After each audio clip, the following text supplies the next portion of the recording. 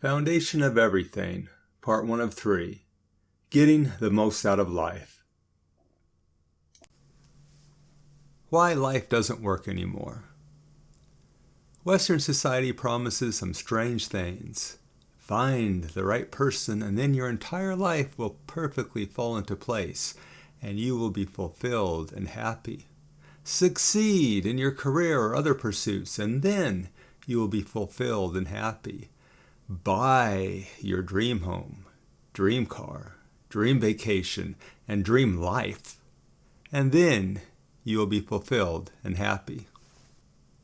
None of these things can ensure happiness. A healthy marriage is a wonderful blessing, but no spouse can ensure fulfillment and happiness. Placing that on their shoulders results in an unhealthy marriage every time. A rewarding career or other personal achievements can bring a sense of fulfillment and happiness, but success doesn't satisfy our deep longings for long. And often it even brings misery.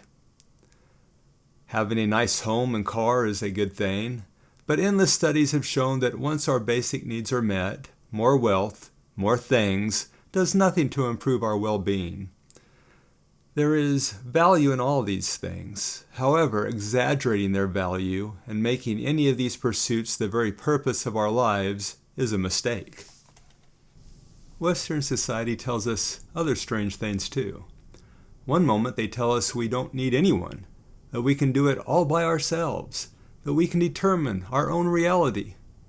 Then the next moment they tell us none of our problems are our fault, that it's all out of our hands, that it's someone else's fault. Indeed, the post-Christian West continually promotes contradictory and self-defeating truths, while the entire time proclaiming truth doesn't even exist.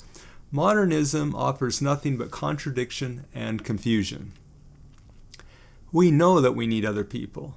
Everyone needs fellowship and support on this journey called life. A close-knit community is imperative for any human being to thrive. We need a community that will help us seek the truth and live it, a community that will challenge us and hold us accountable as we progress. We know that we don't really have it all figured out, and we know that to some extent we have blindly followed the dominant voices of modernism, that unavoidable deluge. We need to rediscover truth and beauty again. We need to rediscover our true purpose. We need to understand the true journey is within. Seeking an alternative worldview. This modern worldview is hopelessly flawed. The system teaches entitlement and scapegoating where it once encouraged virtue and hard work. The system discourages marriage and undermines it through both the media and government policy. The system denigrated masculinity for decades, and now it goes to inconceivable lengths to insist there's no difference between men and women. Unsurprisingly, all are now confused over what men and women were created to be. All the self-destructive nonsense continues to be lauded as progress, as the pursuit of happiness and well-being. However, suicide skyrockets and well-being plummets. Modernism exaggerates the problems with all that is good, while it hides or lies about all the problems it has created.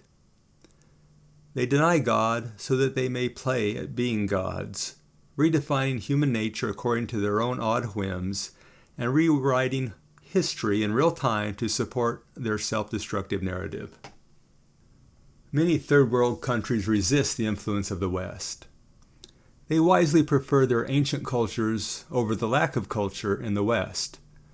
Most of their cultures, despite their problems, were real cultures and superior to the lack of culture in the West. Most had imperfect yet sound foundations. Unfortunately, the wealthy and powerful West seeks to force itself on the entire world. The Western elites don't condone an alternative worldview. They are particularly intolerant of the mighty worldview that preceded them, the worldview that indeed built Western society and made it far superior to anything mankind had ever known before. Yes, They hate the Judeo-Christian worldview, especially the Catholic worldview. Their prejudice toward the Judeo-Christian traditions is blind to common sense, history, and truth. The elites spew propaganda against God and His church that make even Stalin's lies seem tame. They do not play fair because they can't win on a level playing field.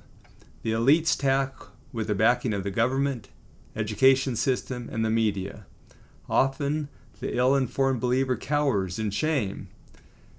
In this environment, Christians often attempt to prop up a facade of Christianity over modernism to make their Christian worldview look modern. The powers that be applaud these compromises loudly, but only for a short time. Then they demand more. Half bullied and half brainwashed, the Christian forfeits his own worldview, ever pretending faithfulness. He hands over his inheritance, not really knowing what he's done. Worldviews in contrast. We will now contrast modernism with the faithful Catholic worldview. While much of the following is also applicable to other Judeo-Christian traditions, we embrace the Roman Catholic Church as the fullest revelation of God and thus the best option to present our alternate worldview. Modernism suggests that God does not exist, and He is irrelevant to our personal life even if He does.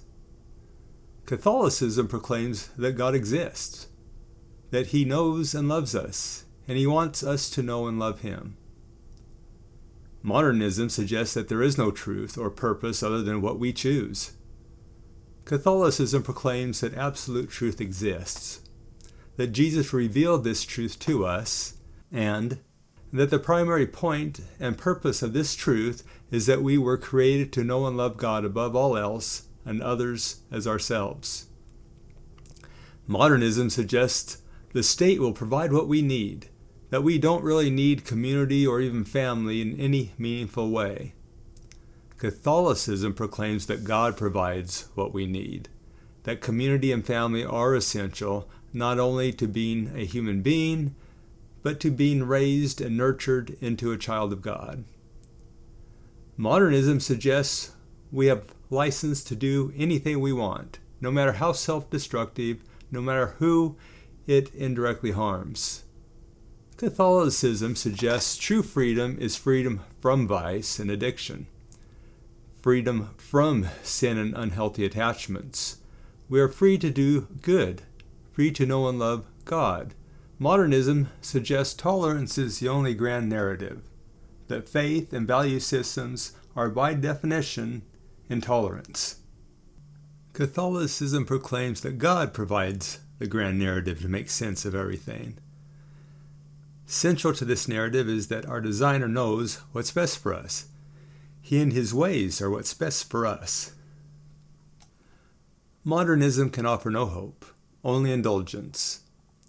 Catholicism offers the ultimate hope, hope in a divine relationship that can be largely realized in this life, if we are willing to sacrifice indulgence. Modernism cannot offer true love and denies that it even exists. It instructs us to take what we want and do what's good for us. Catholicism proclaims that true love exists and is the very essence of God. Catholicism knows that true love sacrifices for the beloved and that this sacrificial love is the point of everything. Modernism struggles to understand beauty, peace, and joy. Catholicism proclaims that all beauty reflects our Creator and points to Him, that peace only comes through trusting in Him, and that joy comes from knowing Him and doing His will. The Catholic worldview offers real hope and the true way to happiness and fulfillment. It has worked for billions of folks for over 2,000 years.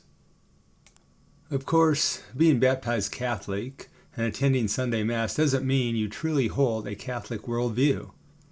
Indeed, many Catholics no longer even understand the primary purpose of the Church. They see the faith as a cultural heritage having little impact on their lives. Catholic light, cafeteria Catholicism, moral therapeutic deism, and similar flavorless modern twists all lack the Catholic worldview of which we speak. We will tackle avoiding these counterfeits and seeking the true Catholic worldview in Part 2.